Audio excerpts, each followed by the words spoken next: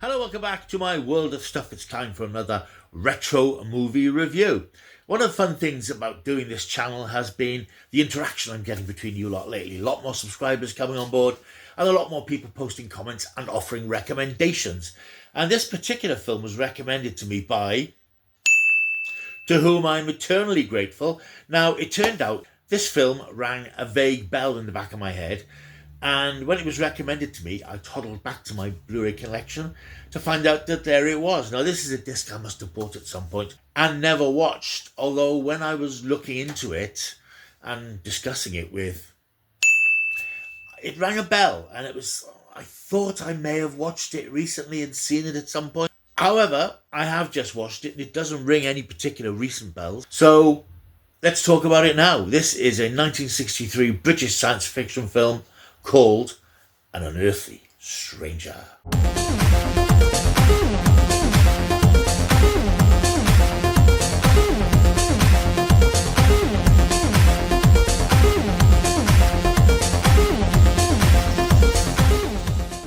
Yes, welcome back. I really enjoyed watching this film this afternoon.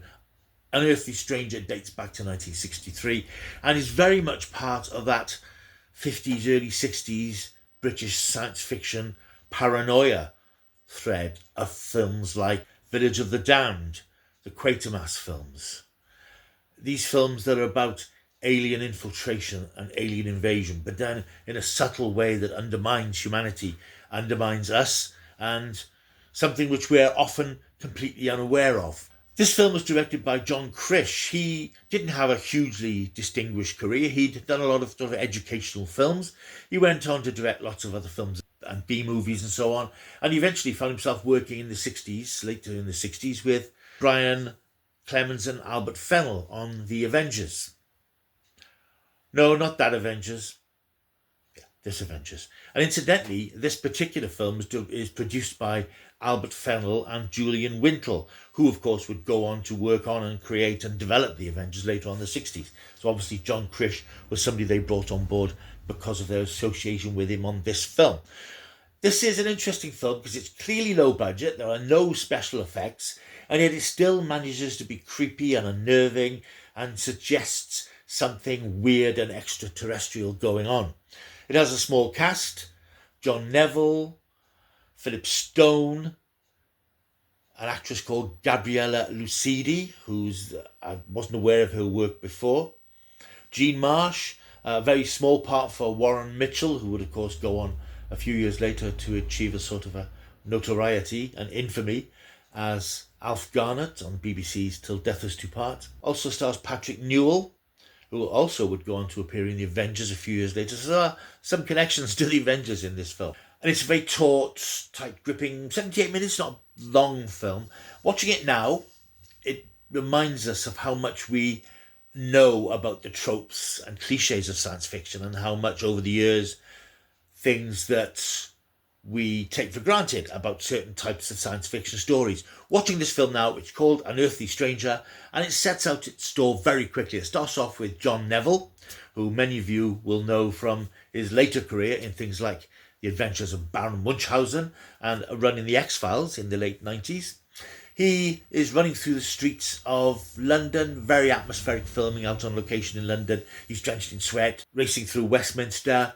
He enters a building, the Space Research Centre, and he's covered in sweat, and he starts recounting his story on an old-fashioned tape recorder about something weird that's happened. The story then is told in flashback. And I think within 10 minutes of it, because of our post this film knowledge of science fiction, we know the title, we get the basic premise quite quickly, and certainly I knew the story within 10 minutes. I knew the way it was going, I knew where it was leading, but that didn't stop it being a hugely enjoyable journey to get to that conclusion. And there are some jumps and surprises along the way and things you don't expect, but it's very atmospheric, builds and builds this sense of tension and weirdness and unease. Turns out that at this research station, they're doing some secret research into space travel, but not conventional space travel. They're trying to develop the power to a sort of a telepathic or telekinetic power of travel through thought. One of the scientists, played very briefly, as I said, by Warren Mitchell, he's killed and he's replaced by Dr. Davison, played by John Neville. He's just back from a holiday, and it turns out he's met his wife, his new wife, played by Gabriella Lucidi, and he's met her fairly recent in Switzerland. It's a bit unusual, it's a bit strange to meet somebody and marry them so quickly, especially back in the 60s. And his superiors are a little bit suspicious. There is a very nice line, in fact, from Patrick Newell, where he looks at a picture of her and he says, "Oh, she's an alien, isn't she?" Meaning, referencing the fact that she's a foreigner. And that, of course, is quite a knowing sort of gag in terms of what happens later on. The story develops quite quickly and quite neatly, with some tension and escalating sort of sense of weirdness, in that our hero quickly discovers that there's something rather odd about his wife. He gets home, discovers she's in bed and she's sleeping, but she seems to have no pulse and she's not blinking. Later on, we see her doing some more extraordinary things. When Philip Stone's character visits for supper, he watches her in the kitchen, takes some dishes out of a 250-degree oven without using any gloves. Later scenes, we see her, and there's a very well done scene of her out in the streets, walking past a school full of young children in the playground, and they suddenly stop and they back away from her, all in unison, walking backwards. It reminded me of Torchwood's Children of Earth serial, where the children suddenly stopped still and started screaming. It's a riff on that sort of thing. It's always quite odd to see small children behaving weirdly. Babies start crying when she's around, and she's distraught and distressed by all this. When she runs home, she starts crying, and we see that the tears are sort of burnt little furrows in her cheeks. She's clearly not of this earth. She is, in fact, an unearthly stranger. As the story then proceeds, Davison is suspended from working on this particular project because his superiors are a little bit concerned about the fact that they can't find any prior knowledge or prior trace of his wife. Eventually, laboriously, I have to say, they sort of put two and two together when they realise that there are creatures possibly on Earth. They realise that there may be certain features that they display to demonstrate that they aren't human. And in one slightly hokey moment, Davison goes, "They might not be able to blink." And then he sort of puts two and two together.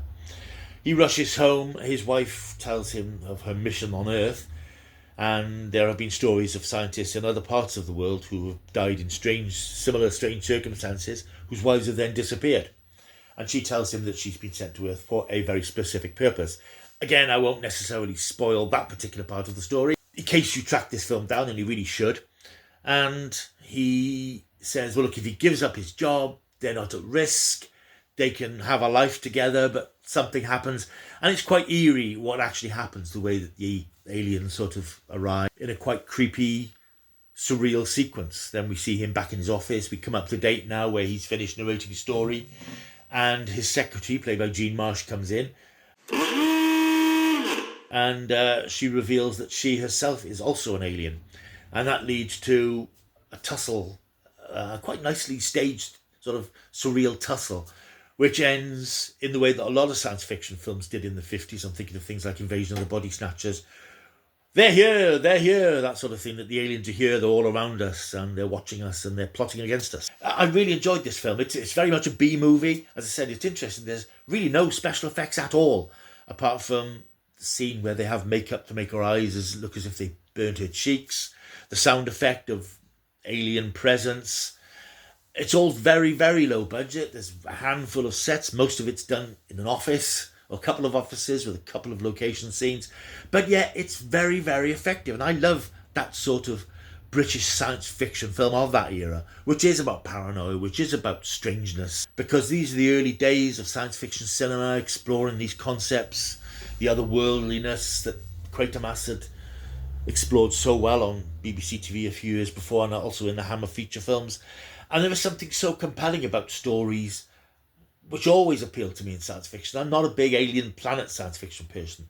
I like stories about people dealing with weird, strange stuff in a contemporary setting, and that's what this does. It's a very good script. It's a very naturalistic script. The acting is great. It's a very underrated and forgotten little gem, which is highly recommended. And as I say, I'm so pleased to have been recommended this film. And it's odd that I bought it and never watched it. I must have picked it up in a sale somewhere. I thought that looks interesting, and then never watched it. It's available now on Amazon, you can still pick it up. I think you can pick it up even cheaper on eBay, and I would really recommend it.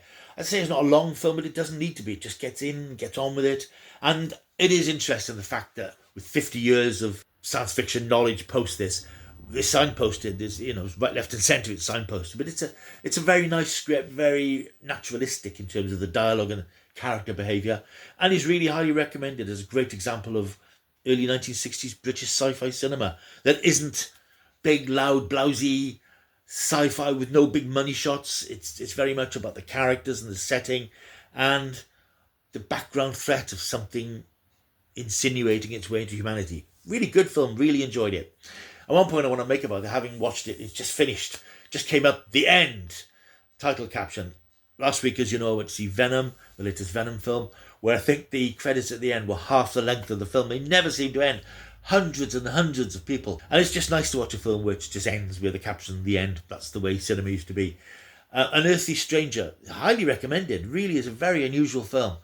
And it's an interesting film that really stands alongside all those much better regarded films, like The Quatermass and Village of the Damned and so on, which are classic films. And this deserves to sit alongside them, I think, because there's nothing big about it.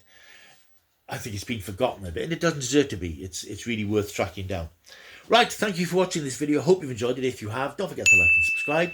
Leave a comment down below. If you've seen Unearthly Stranger, be interested to know what you think of it. If you're going to watch it, I would recommend you pick up a copy and let me know what your thoughts are. Like and subscribe, leave a comment. Plenty of stuff to come, loads of retro stuff, all sorts of stuff to come. And it'd be nice to have you on board. I'll see you soon. Until I do, keep taking the stuff.